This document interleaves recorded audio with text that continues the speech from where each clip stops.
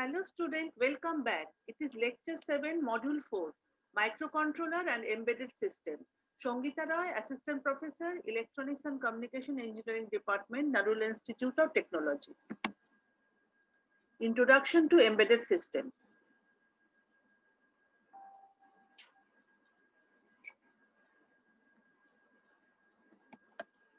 Lecture 7, IC technology. Introduction. Basic electronics concepts. Electronic circuit regulate and control the flow of electric current. Electric current is the flow of electrons, the teeny subatomic particles that surround the nucleus of atoms. Electrons carry a fixed negative electric charge, and the movement of electrons carries charge from one location to another. The flow of electrons is referred to as electric current. Electric current is driven by a difference in potential from one location to another measured in volts. Electric current flows easily through materials that are conductors and is blocked by materials that are insulators. The amount of resistance that a material presents to the flow of electric current is logically called resistance. Conductors have low resistance to flow of current and insulators have extremely high resistance, essentially infinite until the voltage is so high that the material breaks down. For a given voltage, the higher the resistance, the less current that will flow, and the lower the resistance, the higher the current that will flow. Conversely, for a given resistance, the higher the voltage, the more the current that will flow, and the lower the voltage, the lesser current that will flow. Electronic circuit elements. Electronic circuits are made up of number of elements used to control the current flow. There are a wide variety of different circuit elements, but for the purpose of today's discussion, the four most commonly used in ICs. There are resistors, capacitors, diode, and transistors. Resistors provide a fixed amount of resistance to flow the current. Capacitors store electric charges until discharge. Diodes allow current to flow in one direction but not in the opposite direction. Therefore, it is like a switch. Transistor provides two major operations, one as a switching, turning current flow on and off, and another is amplifier, whereby an input current produces a large output current. An integrated circuit or IC is nothing more than a number of those components connected together, all formed in the same substrate or a same piece. What is semiconductor? A semiconductor is a material that may act as a conductor and as an insulator depending on condition. Diode and transistor are made up with semiconductor material and resistors, and to understand semiconductor materials, the transistor and IC were invented. Resistors and capacitor are individual components are commonly made without the use of semiconductor material, but the ability to make them with semiconductor material made it possible to integrate them with diode and transistor. Semiconductor may be more conductive by adding impurity element to it by selective choice. Areas of semiconductor material that are highly pure therefore have little or no impurities acts as an insulator. But IC fabrication and will be further discussed that some amount of impurity is required. Integrated circuit manufacturing overview. So at the highest level, manufacturer of ICs are broken into 5 major steps. Number 1, starting substrate silicon wafer, wafer fabrication,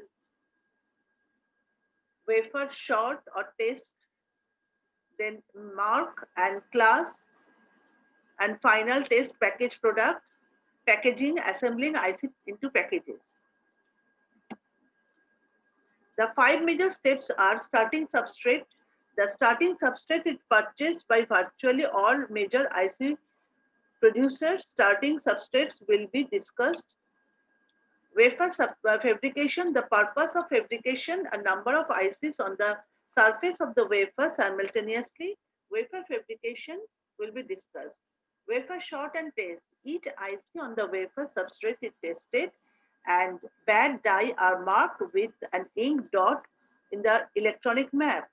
The bad die are discarded after the wafer is sewn up for packaging to save the cost of packaging of bad die. Wafer test will be discussed in detail later. Packaging. The wafer is sewn up into individual die and the good die are assembled into protective packages, packaging, mark and class or final test in order to ensure that die will not damage during the packaging. Packaging product is tested and marked with the product type. Silicon wafers. Far and away the most common material for IC fabrication is silicon. Silicon is abundant in material in art, cast, and relatively easy to obtain and refine. Silicon is a semiconductor, although silicon has become the dominant IC material, not so much because it is a great semiconductor material, but rather because it is relatively easy to work with. Silicon used for IC fabrication has been highly purified, grown into nearby perfect crystals and sliced up into dies called wafers, less than a millimeter thick and anywhere from 100 millimeter 4-inch to 300 millimeter 12-inch in diameter. Small sizes were used early in the development of the industry but are now rarely used in production, and 450 millimeter wafers are currently in development. Silicon wafers are highly polished, appearing mirror-like, extremely flat and extremely clean, particle-free at the start of fabrication. 100 millimeter or 4-inch, 125 millimeter, 5-inch, 150 millimeter, 6-inch wafers typically have a flat section ground onto one and more edges to mark how the crystal planes are oriented in the wafer and allow consistent alignment of various layers built up on the wafer. Silicon wafers are available internal manufacture by the IC companies.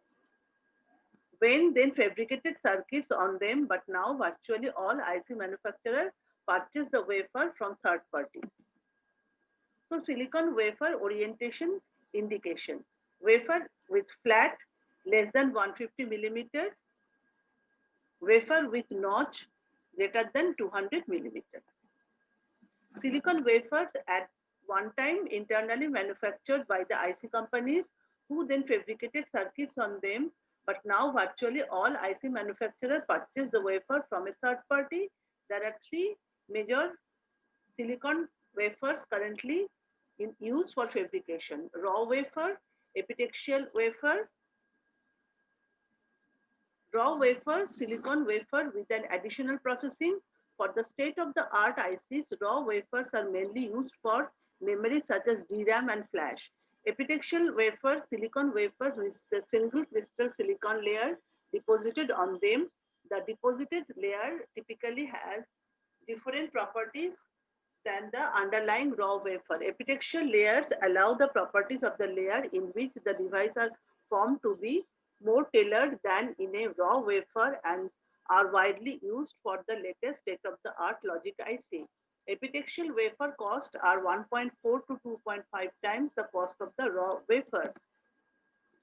Silicon on insulator, SOI wafer. Silicon on wafers upon which an insulating layer is formed with a thin single crystal silicon layer on top.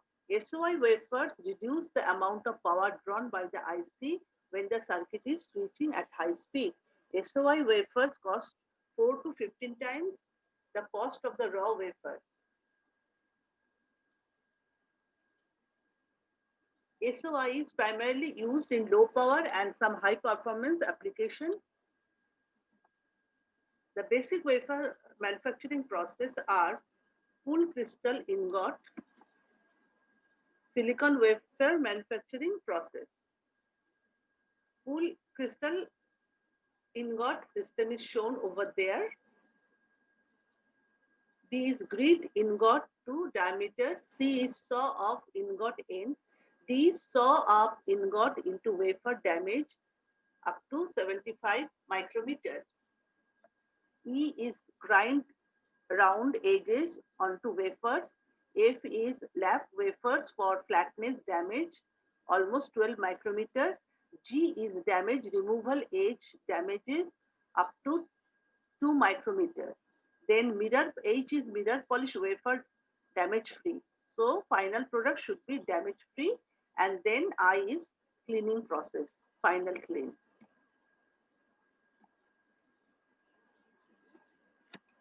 How small?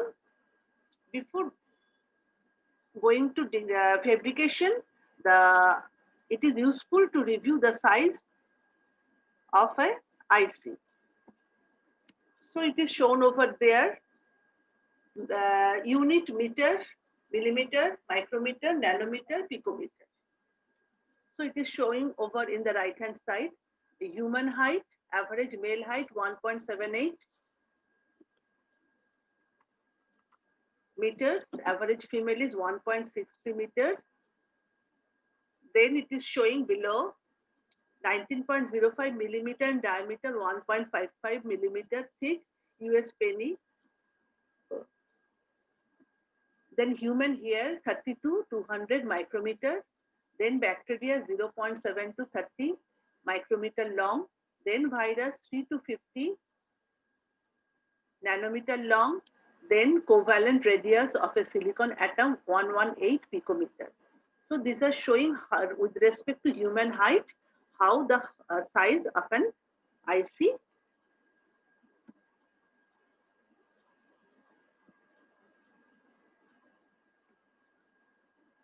So there are wafer fabrication. We are not going in detail. Then cleaning process is there.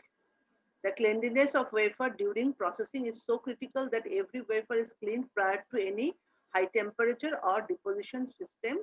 Complex sequence of acid and alkali solution are used to remove particles, organic films, metals, and any pre-existing native oxide films. The most commonly used clean in the industry is RCA clean. Here is oxidation. One of the key reasons that silicon is the most commonly used semiconductor is that it is easy to work with, and one of the key factors is making silicon to use easy with the ability to grow a high quality insulating layer on silicon. If silicon is exposed to oxygen or water vapor at high temperature, oxygen combines with silicon to form silicon dioxide, a glass. Silicon dioxide is stable at high temperature and an excellent barrier and an excellent insulator. Photolithography. At the heart of wafer fabrication technology is photolithography. Photolithography defines the pattern that when used in conjunction with etching can pattern deposited and grown thin films, and combined with ion implementation can selectively change the properties of silicon. Photolithography creates pattern in photoresist, a liquid photosensitive chemical that resists etching process.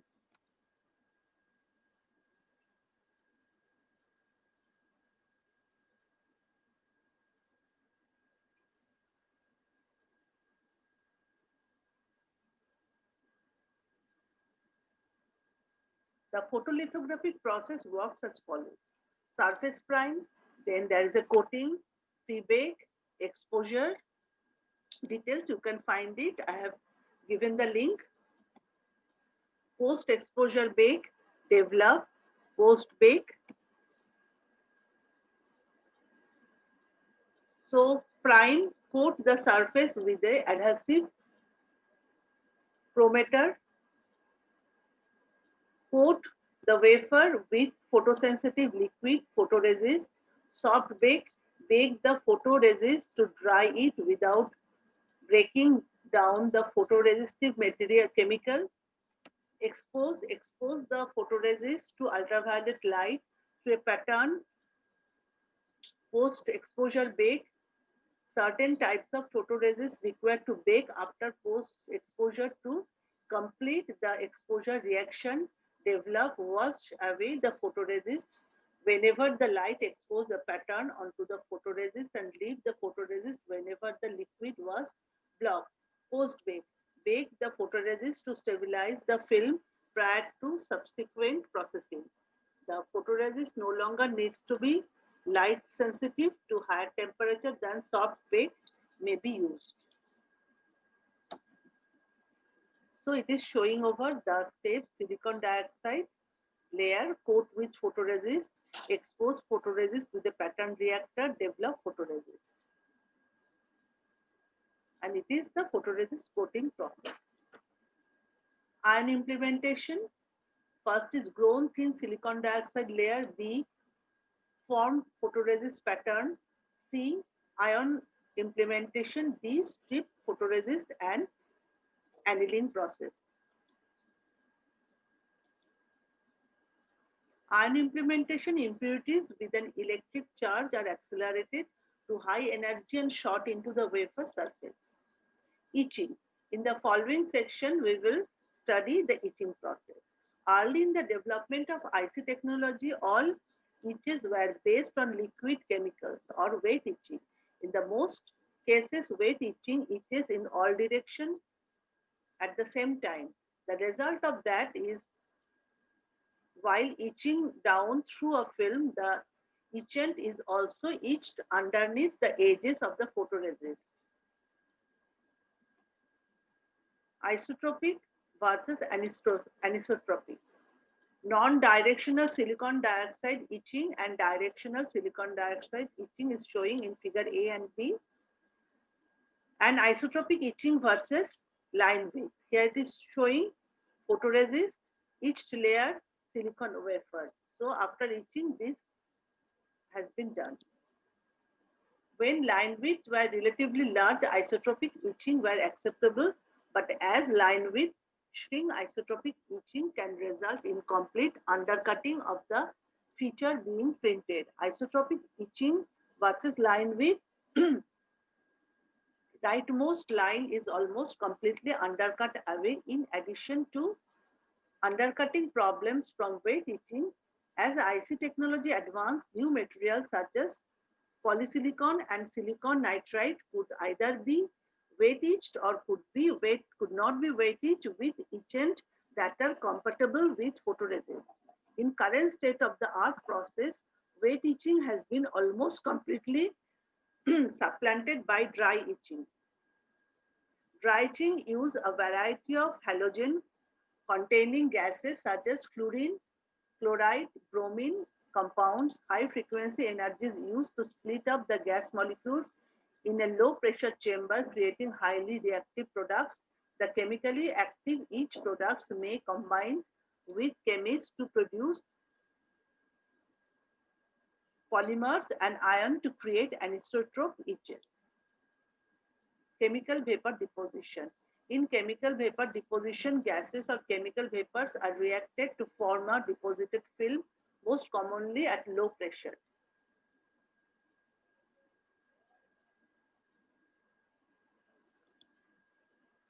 So this is showing the figure CVD process, how it is act. Thin film. Grown or deposited films on a few microns to a few nanometer thick. Common films include silicon dioxide, silicon nitride, polysilicon, aluminum also used as conductor, copper. The newest type of conductor has lower resistance than aluminum nitride, titanium nitride or titanium nitride.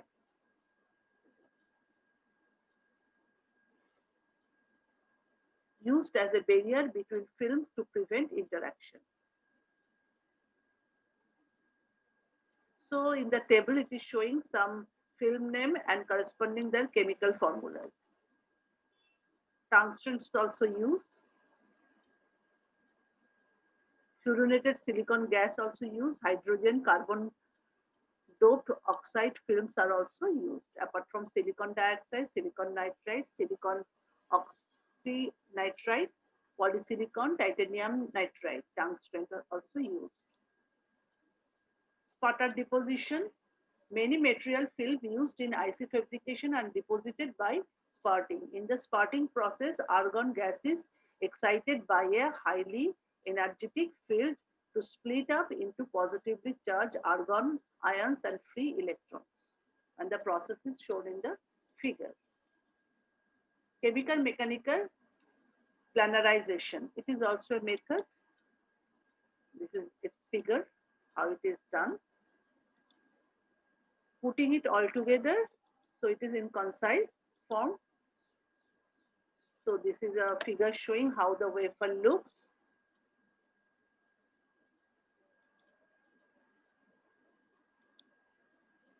So defect density and yield concept, it is showing 20 defects, 20 bad die, 92% yield, and 20 defects, 16 bad die, 54 gross die, 70% yield.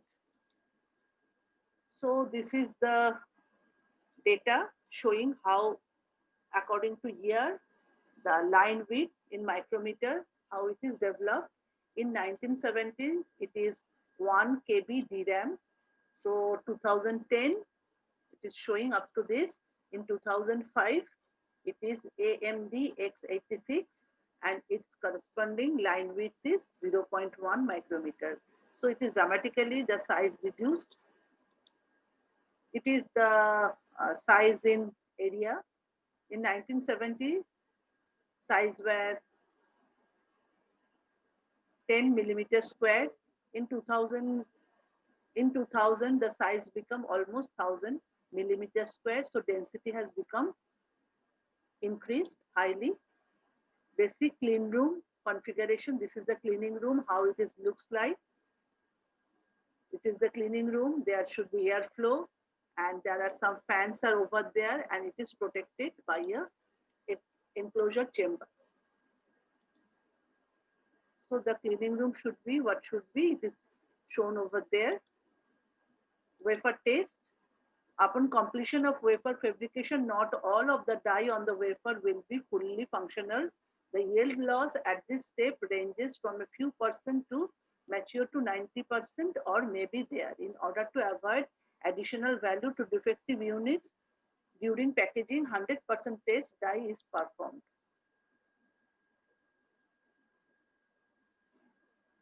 So the sample probe card, it is the probe card, the holder, it is the die inside it, it is the edges.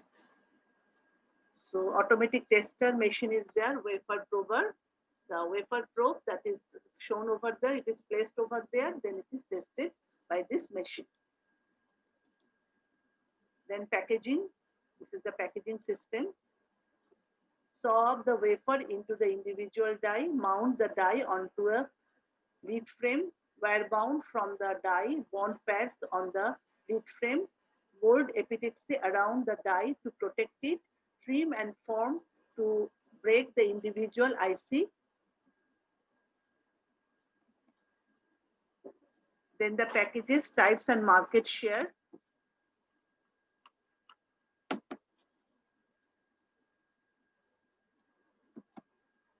Final test is there, 100% performance should be here. It is the final testing machine. And these are the references. We are ending today's session. Thank you.